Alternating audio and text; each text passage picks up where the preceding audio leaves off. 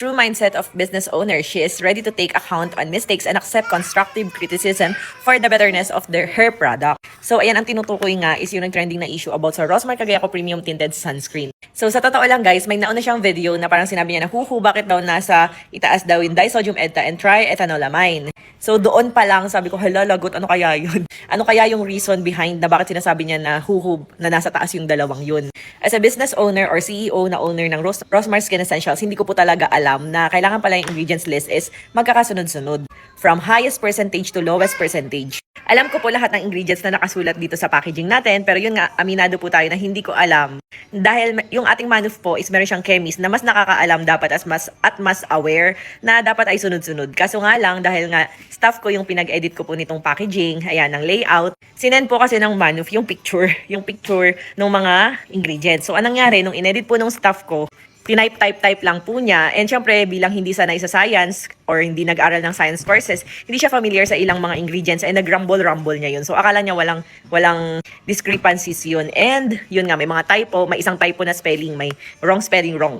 And ayun, syempre ako, aminado nga po tayo na hindi natin alam na bawal nga siyang ma-rumble. And ayun, nung time pa lang na yun, nag-chat na ako kay Chemist Otan na sinabi ko nga sa kanya na 0.1% lang yung EDTA and 1% lang yung triethanolamine. So, kasi kapag pala nasa taas, ang mindset ng mga chemists is mataas ang percentage. So, imagine mo nga naman na yung dalawang ingredients na yun, nandun sa pinakang itaas kumpara dun sa ibang active ingredients. So, basically, ang iisipin agad, sobrang taas ng dosage, which is wrong naman dahil 0.1 or 1% lang naman siya.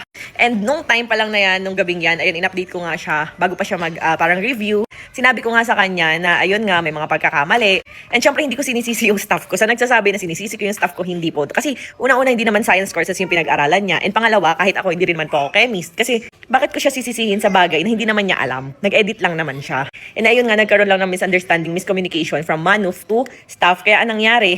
Ito kasing tube is pinaprint pinagawa to sa China. Yung laman po is gawang Pilipinas. So ito naman, sa hiwalay kong tagagawa ng box dito sa Pinas pinagawa, hindi ko siya pinagawa sa abroad para mabigyan ko ng maraming trabaho ang mga Pilipino dito sa Pilipinas. So basically, ako nagpagawa nito, ako nagbayad nitong box. Hiwalay po ang payment ko ng tube with laman at ng box. Ngayon, hindi na po nagkaroon ng usapan.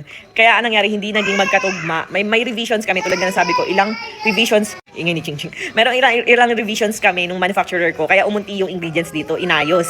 And dito naman sa box, yun nga, hindi na na-update yung editor ko, and pinaprint na po namin sa tagagawa ng box dito sa Pinas. So nakapagpagawa na kami ng 100,000 pieces ng box. And ito nga, medyo mahal yung box niya kasi literal na premium. Ayan, naka-emboss yung mismong pahid, and itong premium sunscreen gel cream, naka-emboss din siya. Medyo mahal and matigas po yung box. Ginawa ko to para mas maging classy. Ayan, dapat kasi tube lang to, ay naka-shrink wrap lang. Pero ginawa ko, pinalagyan ko siya ng box para mas maging presentable pagka chinek out niyo siya. So ngayon nga, kahapon, lumabas yung review ni Chemist Otan dun sa, yun na nga, na sinasabi nga niya na may, rumble daw, na dapat yung dalawang ingredients ay nasa ibaba. Na ayun nga, dito pala siya nag-base dito sa box. Dito kasi nagkagulo-gulo. And yun pala guys, na sinasabi niya na yung about sa anti-aging, meron po tong anti-aging and whitening effect tulad nga ng nakalagay dito sa box. Meron po siyang niacinamide, may alpha-arbutin, may and iba pa. So ayan, meron po yun. Sadyang hindi nga lang na-update po itong box. Pero rest assured, nasa next release napaayos na po. Sa totoo lang itong tube, nagmamadali na nga kami sa stocks dahil sobrang ubusan. Yung unang lapag sold out, pangalawang lapag, ang dami na pong line up. So nagsasabi ako sa manuf ko kung pwedeng 10 to 20,000 ipauna na niya dun sa 100,000 na pinagagawa ko ulit na ganito.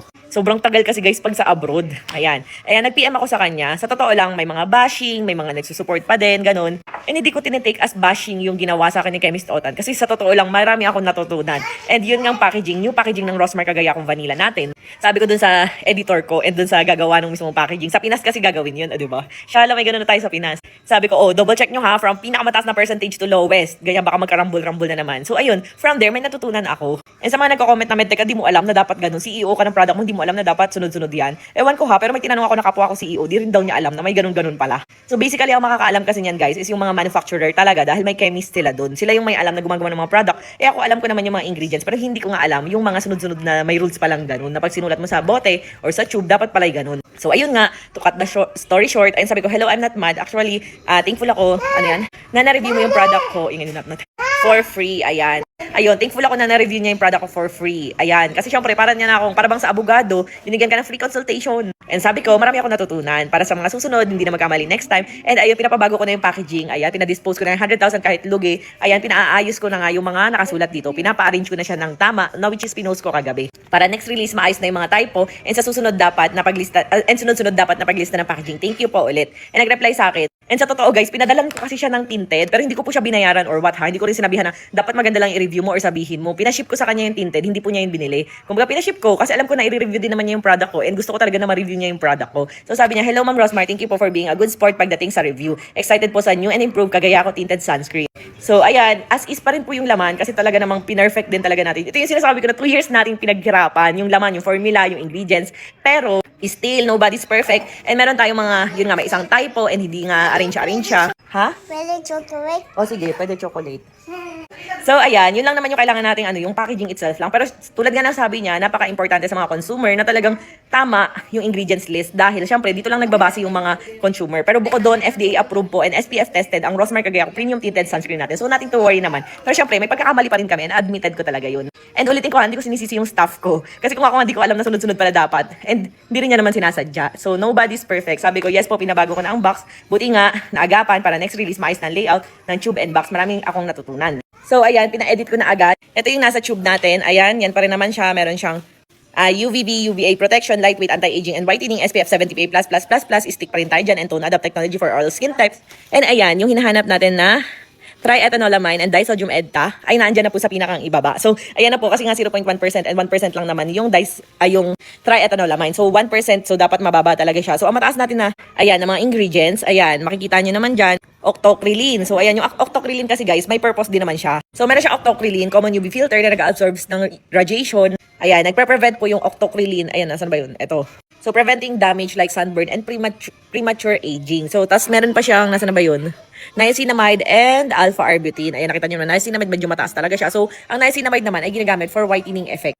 So, nakaka-brighten po siya ng skin tone, and at the same time, yung mga fine lines natin, redness sa mukha. So, marami siyang benefits, and may alpha-arbutin din siya na nakakatanggal ng mga peklat-peklat. So, marami siyang mga ingredients na bongga talaga. And ayan nga, ultimo yung box natin, pinaayos ko na. So, makikita nyo yung box natin dito, medyo mahaba yung nakasulat at may isang typo. Dito maayos na, ayan, nasa ibaba na yung disodium edta and triethanolamine. Ayan, nandito na kasi nga 0.1% lang siya and 1%. Pero tulad nga ng sabi ko, although packaging lang naman ang may mali, pero yung laman itself naman is talaga namang bongga. Sabi nga ni Chemist Otan, bagay na bagay daw talaga sa mga morenong tulad niya. And yung fragrance niya is saktong-sakto para sa mga sensitive skin kasi hindi siya yung sobrang tapang ng amoy. Amoy vanilla lang, amoy baby lang. Galar. So, ayan, thank you so much sa mga nagre-review ng products ko, lalo na kahit negative man yan o positive, para yan sa ikabubuti at ikabe-better ng product.